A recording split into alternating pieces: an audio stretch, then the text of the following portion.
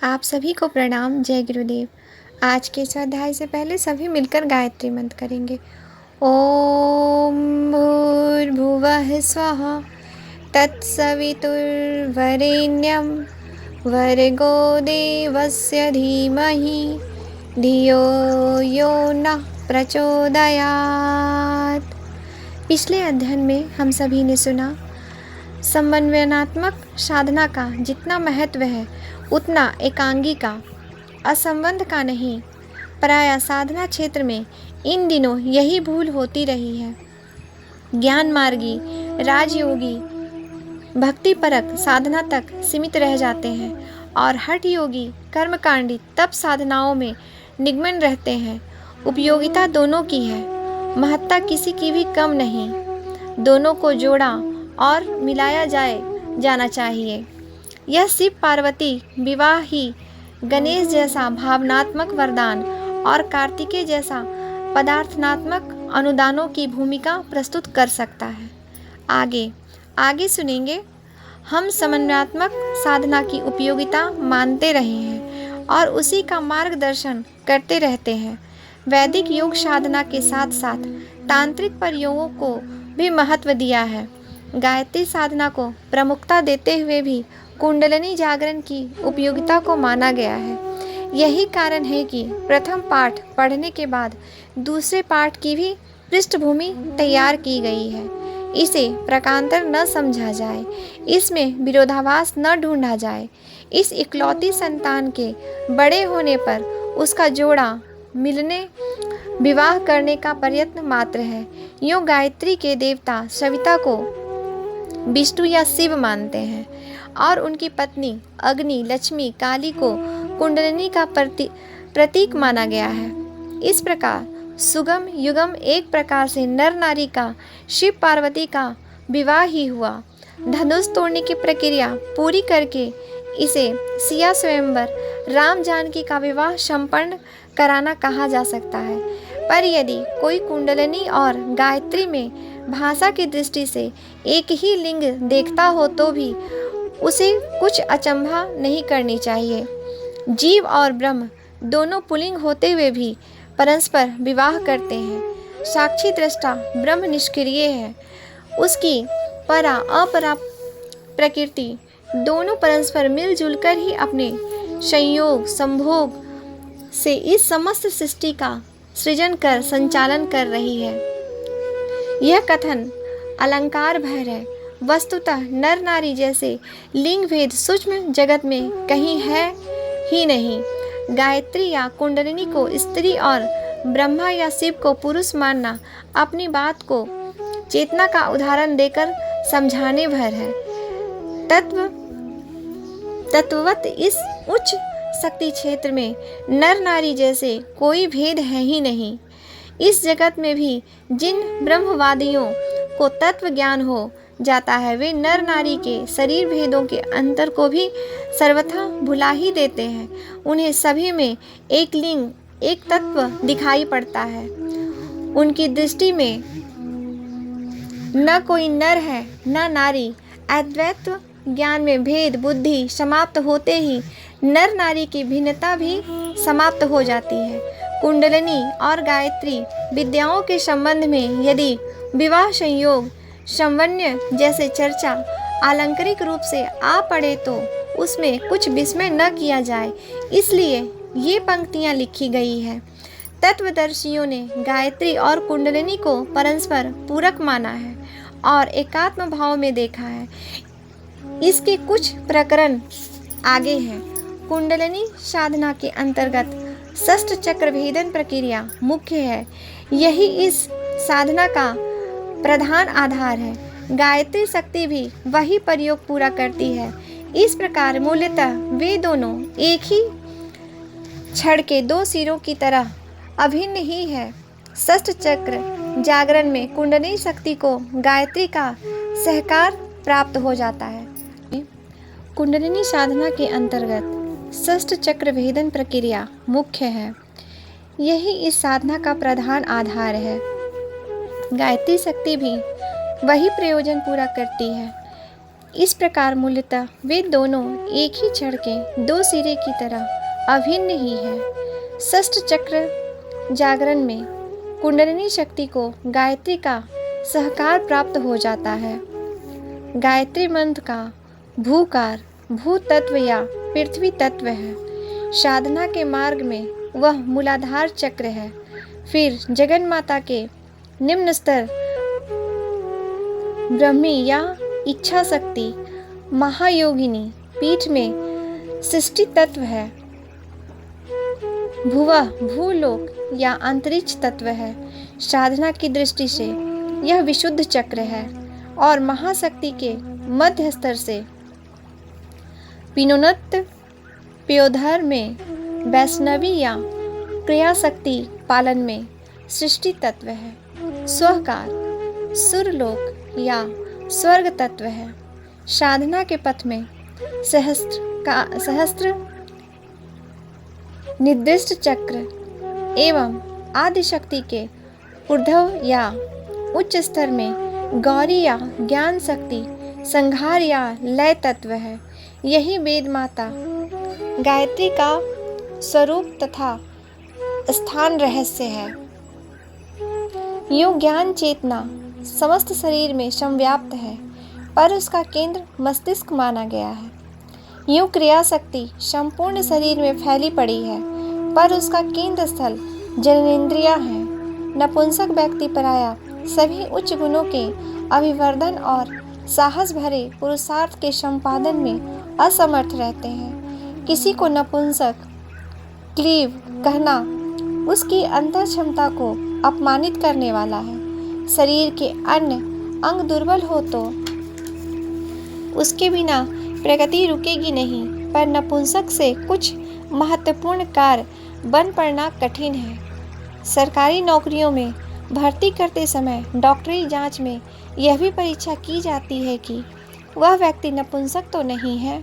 शारीरिक विशेषताओं का केंद्र इसलिए जननेंद्रिया गहर के मम्मर स्थल योनि केंद्र को माना गया है। साधना के यही दो मम्मर स्थल है। उन्हें ही काया पिंड के दो ध्रुव कहते हैं। ये विद्युत शक्ति की एक ही है, पर उसके दो भागों में विभाजित किया गया है। एक धन यानी पॉजिटिव, दूसरा ऋण यानी नेगेटिव। मानवीय समान चेतना की धन विद्युत इस ज्ञान केंद्र मस्तिष्क केंद्र में केंद्रित है। इस स्थल को आध्यात्म की भाषा में सहस्त्रार कहते हैं। दूसरी ऋण विद्युत कार्य केंद्र जननेंद्रिया मूल में है, जिसे मूलाधार कहते हैं। इन दो केंद्रों में से ज्ञान केंद्र को गायत्री का और काम केंद्र को कुंडलिनी का उद्गम केंद्र कहा गया है। भौतिक क्षमताएं, समृद्धियां, सिद्धियां कुंडलिनी में प्रदुभूत होती है और आध्यात्मिक दिव्य विभूतियां, रिद्धियां गायत्री के द्वारा विकसित होती है। दोनों का सम्मिश्रण साधक को समृद्धियों और विभूतियों से, रिद्धियों और सिद्धियों से, ज्ञान और क्रिया से सुसंपन्न बनाता है। इसीलिए दोनों की सम्मिश्रित साधना का अवलंबन करना ही संवयनात्मक प्रवृत्ति के साधनों के लिए उपयुक्त है।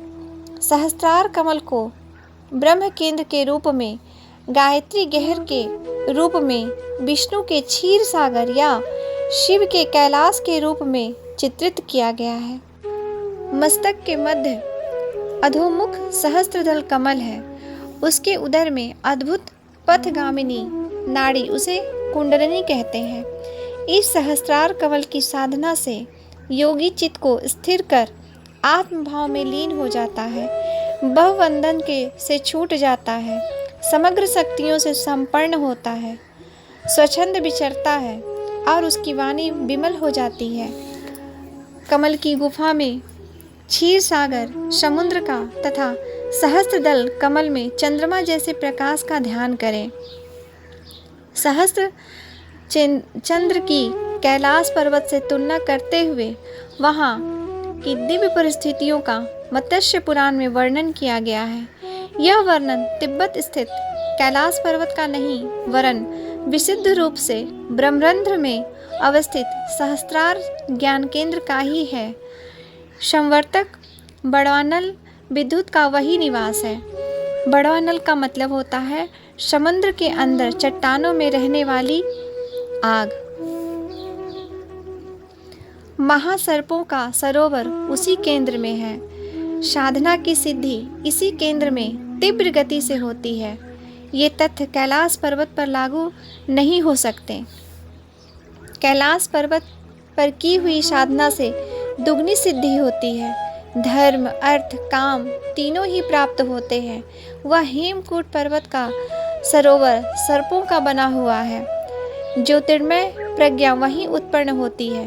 वहाँ संवर्तक नामक महाभयानक अग्नि का सरोवर जलता रहता है। वह उस सरोवर के जल को पी जाता है। यह अग्नि समुद्र को भी सुखा देने वाला बड़वामुख है। मूलाधार को शक्ति का केंद्र माना गया है। उसे अग्निकुंड, शक्ति उद्गम, काली पीठ या क्रिया शक्ति की अधिष्ठात्री कुंडलिनी के रूप में चित्रित किया गया है। इसका संकेत आध्यात्म शास्त्र में विस्तृत रूप में मिलता है। इन सब तथ्यों पर दृष्टिपात करते हुए इसी निष्कर्ष पर पहुंचना पड़ता है कि गायत्री की ज्ञान शक्ति और कुंडलिनी की क्रिया शक्ति का परस्पर अन्योन्यस्त संबंध है।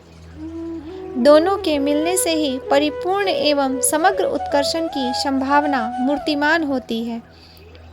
इन दोनों साधनाओं में विरोधाभास नहीं माना जाता और न प्रकांतर में, वरन यही समझा जाना चाहिए कि साधना क्रम में दोनों का समन्वय होने से भौतिक और आत्मिक दोनों ही सफलताओं का पथ प्रशस्त होता है। यह समन्वयात्मक साधना भुक्ति और मुक्ति दोनों प्रयोजनों को पूरा करती है।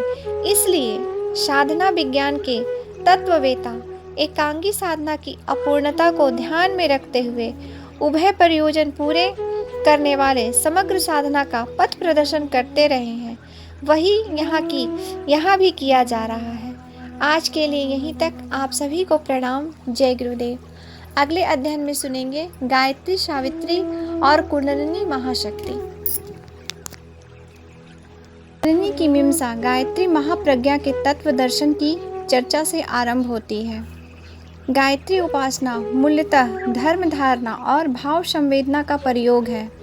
इसमें आत्मशोधन को प्रधानता दी गई है एवं ध्यान धारणा द्वारा भक्ति संचार करते हुए ब्रह्मी चेतना को निकटवर्ती बुलाया जाता है या उसके साथ गूथा जाता है।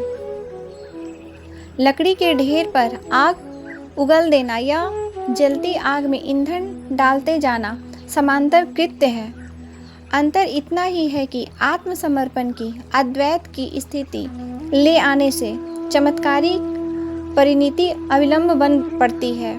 समर्पण भाव न होकर अपने लिए कुछ चाहने का सकाम प्रयोजन भी हो, गाड़ी धीमी चाल से चलती हो तो भी उसमें अपना हित साधना तो हो ही जाता है, पर सामर्थ्य इतना हस्तगत नहीं होती कि दूसरों का भी भला कर सके। तैराक स्वयं तो तैर सकता है, पर नाविक की तरह दूसरों को पार लगाते रहने का व्यवसाय नहीं कर सकता। गायत्री की निष्काम और सकाम उपासना में यही अंतर है। अपने अपने स्तर की सफलता दोनों ही प्रयत्नों से साधकों को मिलती है। यूँ हम गायत्री के तत्व दर्शन की गहराई में जाएं तो पाते हैं कि मस्तिष्क के ज्ञान बीज से ही हमारी समस्त चेतना प्रभावित होती है। शरीर निर्वाह तथा लोक व्यवहार में उसी की भूमिका प्रधान है। उच्च स्तरीय भूमिका में ही यही केंद्र अतीन्द्रिय क्षमताओं का उद्गम स्रोत सिद्ध होता है और अंततः ब्रह्म और जीव को मिलाने वाली, जीवन लक्ष्य को पूर्ण करने वाली परमानंद प्रक्रिया भी यही संपन्न होती है। ब्रह्मरंध्र अर्थात ब्रह्म संस्थान, ब्रह्मलोक को गायत्री की ब्रह्मी शक्ति कहा गया है।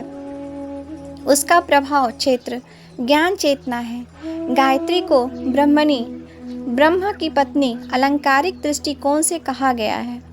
उसकी सामर्थ्य को भौतिक जगत में दुख दारिद्र्य का विनाश करने वाले एवं दुष्ट दुष्कृतों को परास्त करने वाले ब्रह्मदंड के रूप में देखा जाता है।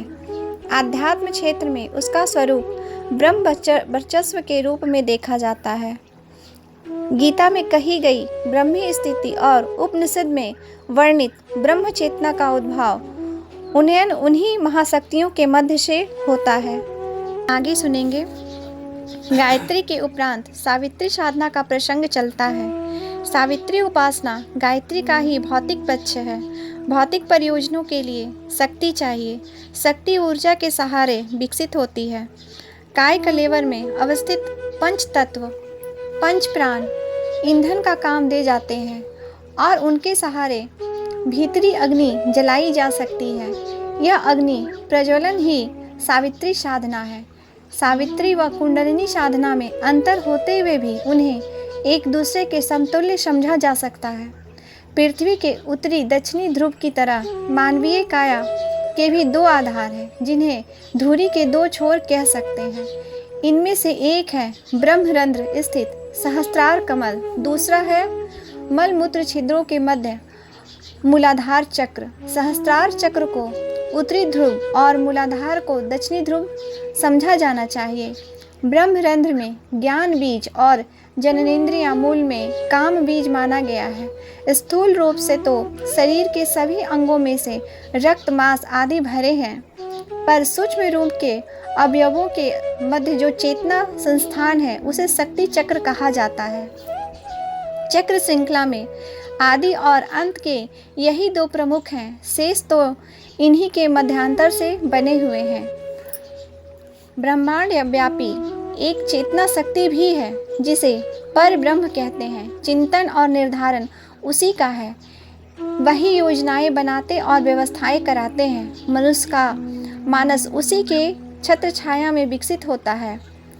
लोकचार क्षेत्र को मन की उथली परत संभालती है, किंतु अंतःकरण की, अंतर आत्मा की, सुपर चेतना की गहन परतें इस दिव्य ब्रह्म चेतना की परिधि में ही आती है और वहीं से उसका सूत्र संचालन होता रहता है। मस्तिष्क के मध्य भाग में अवस्थित सहस्त्रार कमल ब्रह्मरंध्र इसी चेतना के मनुष्य में अवतरित होने का केंद्र बिंदु है। ब्रह्मा विष्णु इसी अमृत कलश में विराजते हैं और उन देवताओं के दर्शन संपर्क इसी क्षेत्र में होते हैं, जिनकी उपस्थिति स्वर्गलोक में या उससे भी ऊंचे ब्रह्मलोक आदि में मानी गई है। ब्रह्मी शक्ति चिंगारी के रूप में हमारे मस्तिष्क के मध्य में विद्यमान है। वही सूक्ष्म और कारण शरीर के दो पात्र प्रतिष्ठित है। ब्रह्मी कामधेनु दूहने वाले को इच्छा अनुसार इन पात्रों में से एक को या तो दोनों को भरती रहती है। उसी अनुग्रह से जीव उच्च स्तरीय सशक्त भूमिकाएं निभा सकने में सामर्थ्य होता है।